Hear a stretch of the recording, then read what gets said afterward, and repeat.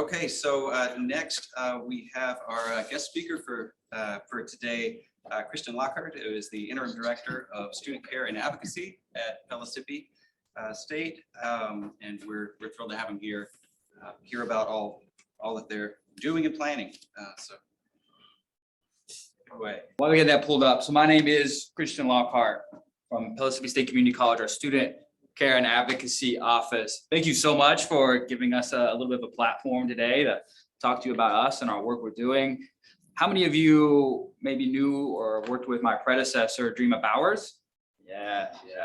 Big shoes to try to fill. I don't know that I'm up to the task, but I'm doing my best.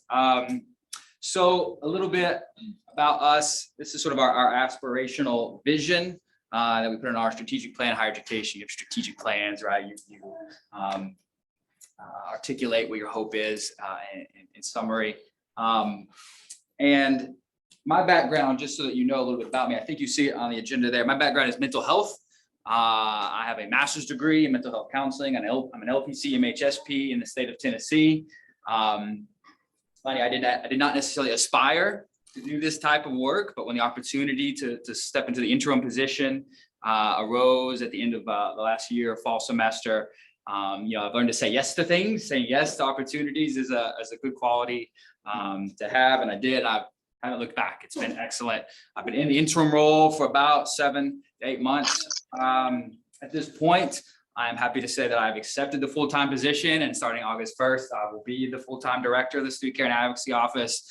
So you're stuck with me for a little bit longer.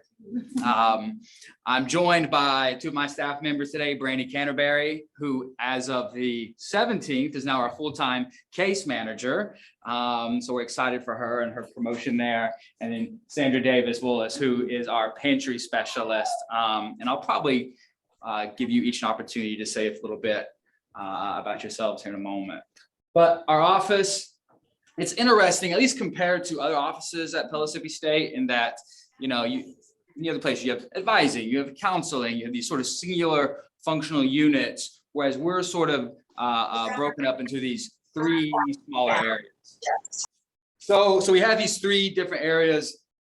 Our case management section with Brandy, I lean on very heavily for our pantry, which I lean almost entirely on Sandra. And then our garden, if at any point in my career you had ever told me I would supervise a garden, I would laugh at you because I do not have a green thumb. April Ellis, our garden specialist, she walks me through, and God bless her, she tries to tell me things and show me the plans and what we've got and where we're going. I nod my head and try to remember one thing. That's my goal every time I get to tour. But they do excellent work.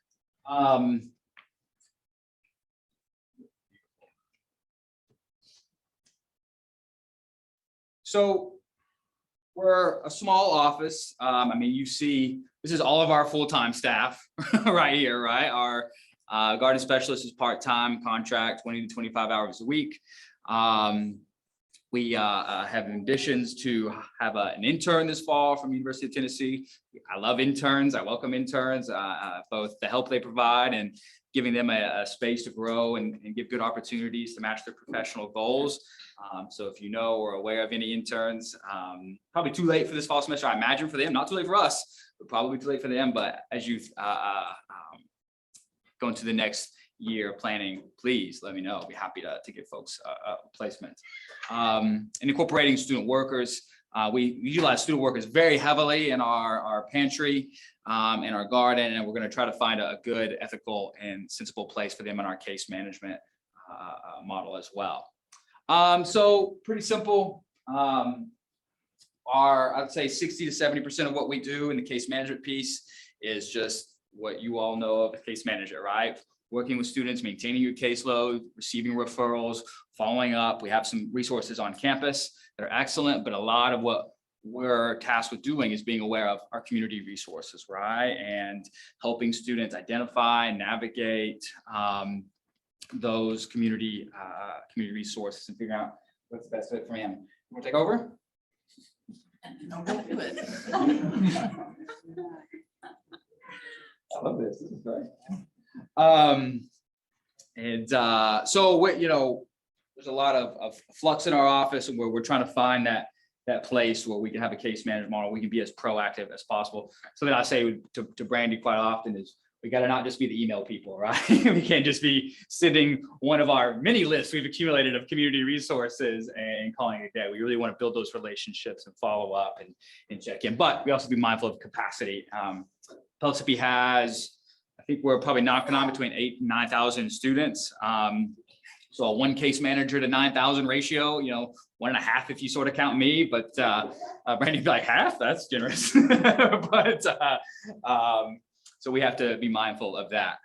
Then our pantry, if you all would ever want to come tour our pantry, Sandra gets the best pantry tours you could possibly imagine.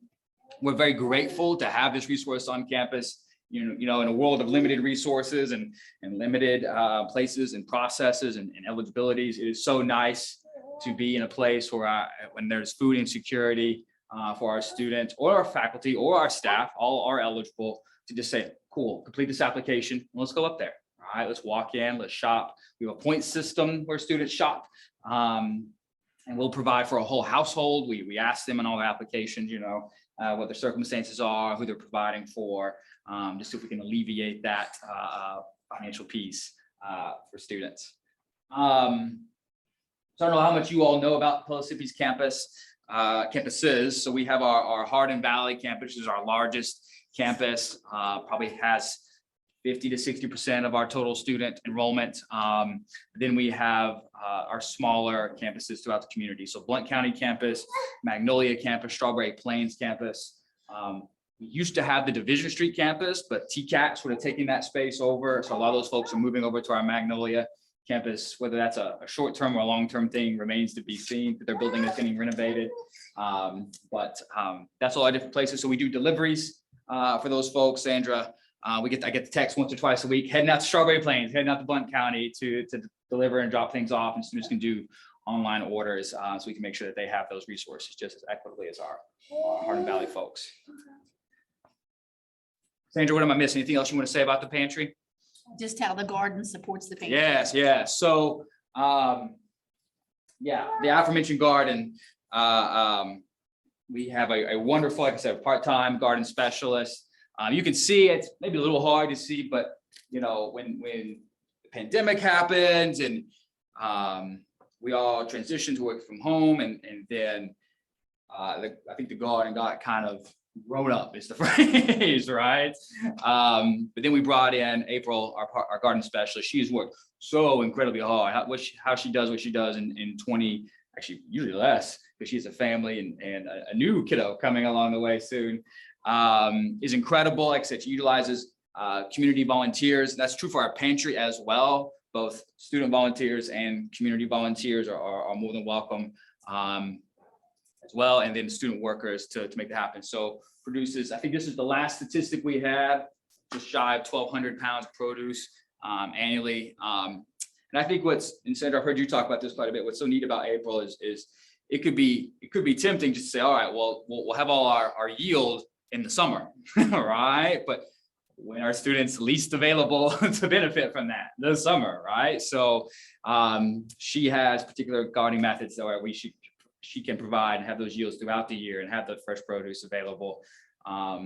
We get to benefit from that sometimes. I brought home some onions a couple of weeks back, and I got to chop those up and put them in mini dishes. So I was pretty excited. But yes, very excited about that work, and we have ambitions. I have to learn about irrigation systems. That's my thing I'm learning about this month, because watering in the summer is hard. So we're trying to figure that out. So this is, like I said, this is our staff. I think I spelled everyone's name right. I'm happy to distribute these slides. I don't have a card just yet, but if you ever want to get in contact with our sort of units, those emails are on those slides, as are our individual emails. Yes, take pictures. I'm happy for that as well. And in terms of looking forward, I just was thinking this morning through some of our top of mind initiatives and goals throughout at least the fall semester, if not the next academic year. And as I go through these things, if anything comes to mind, if you say, hey, I can help you with this, or you want to talk about this, please, we love having conversations and building relationships. So you see the number one bulletin point was stability. We've been in office in flux for about I guess maybe not quite a year, but getting pretty close to it. So like I said, I've been the interim director. Randy just started as a full-time case manager. So we're happy to know our futures, right? And know that, okay, we're going to be in this role for a little while. It's instead of just steering the ship that had already been built by our predecessors, now we can hopefully build on it and continue to grow. And then, like I said, we rely pretty heavily on the generosity of time and attention that volunteers give us, both from students and in the community. So we have some irons in the fire in terms of improving that process for both populations. Trying to work with Volunteer East Tennessee to we have that membership there to get that going. I'm happy to figure things out, but if anyone has the cheat codes for getting all that set up quickly, happy to have that consultation as well. Like I said, the paraprofessional program, interns, student workers, how can we use these developing professionals to increase our capacity of work we can do, what responsibilities are appropriate for them, and so we can serve more students in a more proactive way. Pantry Soft, I don't know if any of you are familiar with that. Maybe it's primarily targeted towards higher education institutions, but is a software package for pantries, right? So improving our online application system and tracking and being able to catalog all of our items and track not just poundage, but also price, right? How much food we're contributing to the student community as well. And then I think probably the bullet point most relevant, at least for this conversation, is developing more intentional relationships with the folks in our community. Like I said, we have the lists, we have many lists, but I'm always learning about new resources, new opportunities, new things where I go, like even when I got the invitation for this meeting or the invite, I was like, I probably should have been talking to these folks 3 or 4 months ago, right? And I have that experience once a week, it feels like, which is it's a good problem to have. It means there's a lot out there to navigate and to really learn. And I think knowing people to contact, all the nitty gritty stuff is very important. So, like I said, welcome any conversations, any relationships that can come out of this or on an ongoing basis. Childcare on campus is, it's kind of a we'll see thing, but it's something that we're trying to make happen. So we have this thing at Pellissippi: start strong, stay strong, finish strong. So we are trying to develop the Grow Strong childcare center.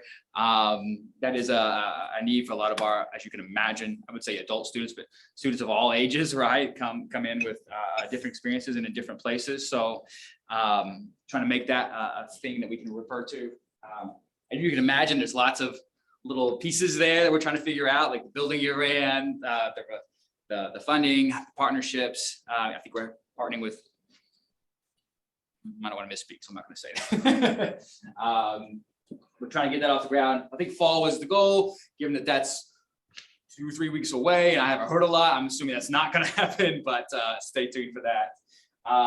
Any grant opportunities, funding sources, ones that make sense, that are a good fit for us, so we can have some capacity building growth in our area, as well as sort of the other thing we're trying to keep an eye on, as well as outreach. If any of you all know or would be interested in visiting our campus, please reach out to us. We have, especially with the beginning of the semester coming up, we have a lot of sort of welcome back student events, and we're happy to get you a table so you can hand out materials, or at least receive materials so we can hand them out for you. Happy to do that as well. I think I've used up my time, but I'm happy to receive questions. Any comments, any thoughts?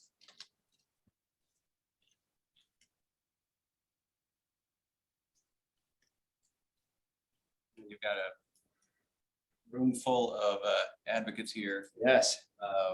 And so I could suspect one of us somewhere along the way is going to reach out about homelessness and the people that we love the most, and any kind of resources that might be available for us as you're articulating what you're. Yeah, no, thank you for mentioning that. So housing insecurity, homelessness is, well, this is the choir, right? It's the hardest conversations to have. It's where I think we feel often least equipped to really meet the need, at least in the way that we would like to. I mean, couple months ago, I was having a conversation with our campus police officer about just having an assigned parking space where folks could just park. And that was Brandy's idea that came out of a training she did. And it's like, gosh, I'm glad that we have an option. That doesn't feel like that should be the solution, right? A parking space, but sometimes that is. So we're still learning. We haven't had great conversations, interactions, like with the CAC and helping the Youth Wins program has been very great. Zenobia Dobson's contact information. But navigating, like I said, my background is mental health, navigating housing and wait lists and where to go and who to talk to can be a tricky thing. So we welcome training. If you want to come train us, please do. We'll buy you food or something to come talk to us. Be happy to do that. But no, absolutely. We did have one question in the chat. Oh, yes. Your contact information. I just want to make a note that that's also added in the agenda that was sent out. So detailed information, but. Yeah, so I think maybe you've clicked, so my clicker's not working. So if you want to navigate back to that slide, there's a couple slides, but if you go to the staff slide, I think that'll be good. You can just reach out to me directly. We'll set something up. There you go. Yes. And Yolanda mentioned she has the contact for for the East Tennessee folks. And so, Yolanda, could you email that out to me and maybe I can forward it on? It's her volunteer. Barnett is the contact. Yeah, that name sounds familiar. So yes, please. Thank you, Yolanda. You're welcome. Thank you for the time. Appreciate you all. Hope to hear from some of you very soon.